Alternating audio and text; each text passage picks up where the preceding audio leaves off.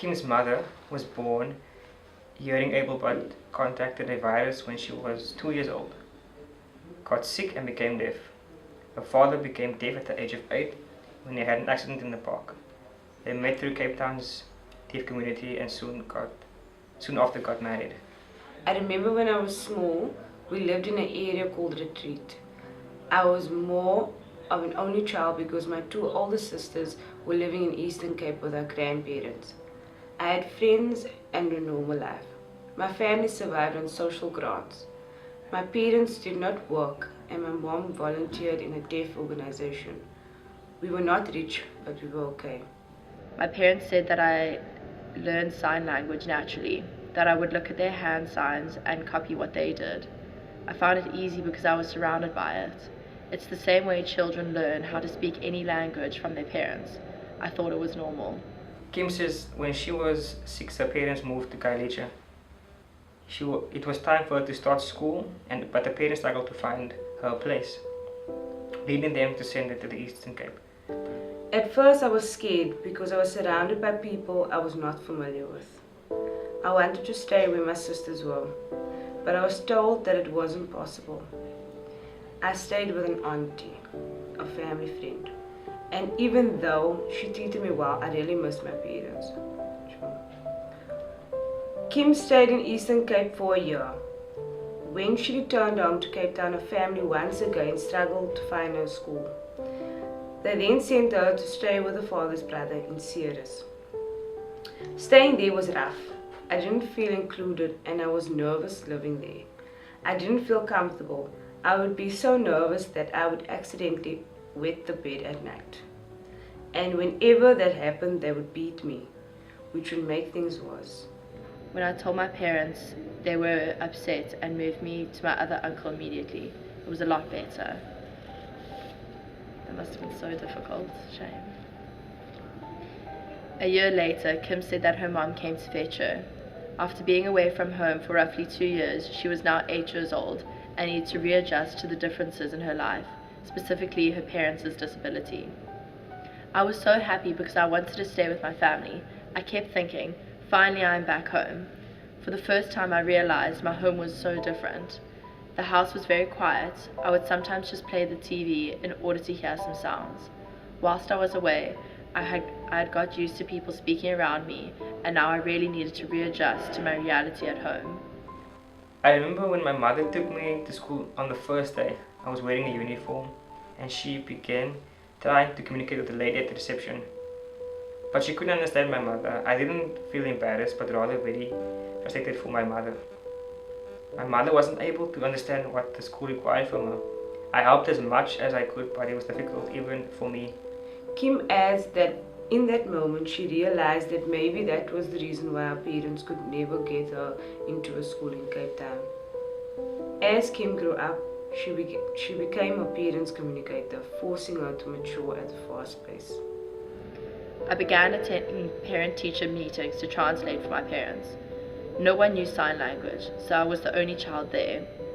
I also needed to skip school each time my parents had an important meeting, especially when one of them needed to go to hospital. It must have been very hard having to grow up so quickly and mature and probably listen to adult conversations that maybe she didn't quite understand.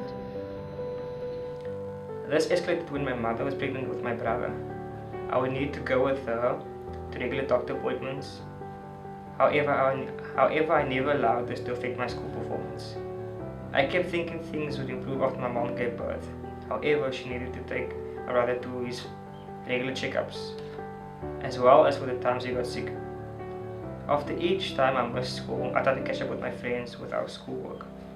Kim says that her experience made her aware of the reality of thousands of people living with disabilities in South Africa.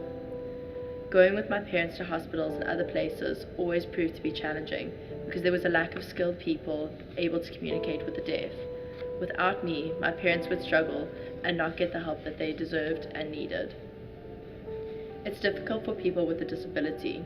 They struggle to interact with the world built for able people, and they are further disadvantaged when they are sidelined by professionals who can't understand them. Understanding the challenges faced by members of the deaf community Kim says that she wants to use her knowledge and skills to help others. Kim concludes by saying, I used to feel bad when people would say things like, shame, your parents are deaf. Now I don't. If we could see people beyond their disabilities and acknowledge them as humans, I think our world would be quite different. My parents have the same needs and dreams as any other person. The only difference is that they can't hear. They also get hurt by the same things we do. People are born into a world as assets, and it's the way that we treat them that make them a liability. I actually can relate to a story like this, because I remember in primary school I had a girl in my class whose parents were both deaf as well, and she was the one having to learn the sign language, and she was really good at it. I remember I always used to admire this girl. I mean, she had to also, I can picture, she probably had to go through the same thing her parents went through. But I know her parents, they passed away, I think. Yes, before grade 7 they passed away, both passed away. And I'm thinking of the story now. I could picture basically how her life must have been, having to go into hospitals and obviously hearing things you're not supposed to hear as a child. I think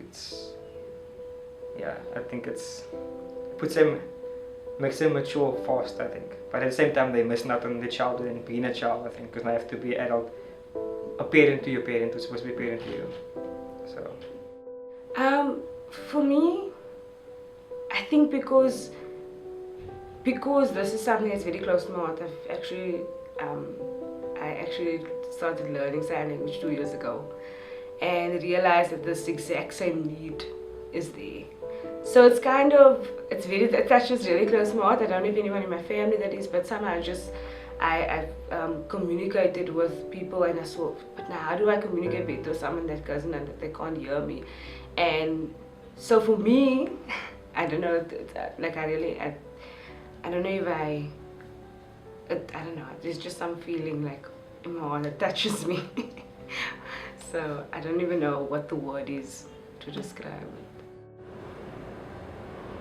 You know, when I was younger, my cousin got quite sick, and it was difficult to have to explain to people about it all the time, why he was sick and why his sickness limited him from doing things. And it really frustrated me when we went out and he was in a wheelchair and then went onto crutches, and people would stare at him, and I would literally get so frustrated, and I would just stare right back at them and give them dirty looks. But then I kind of came to the conclusion that I can't be annoyed with people who don't understand his disabilities or maybe someone else's disabilities. So sort of from that, I always try to help people where I can. If I see someone who's struggling literally with their shopping bags, I try to help them. Or if there's someone with a disability, I don't exclude them and make them oh my gosh, put them on a pedestal, they're so amazing. You gotta always help them, because they are normal people at the end of the day. You just gotta get to know them, and it doesn't mean that having a disability makes you limited in the world. You can help so much with helping people in those sort of situations.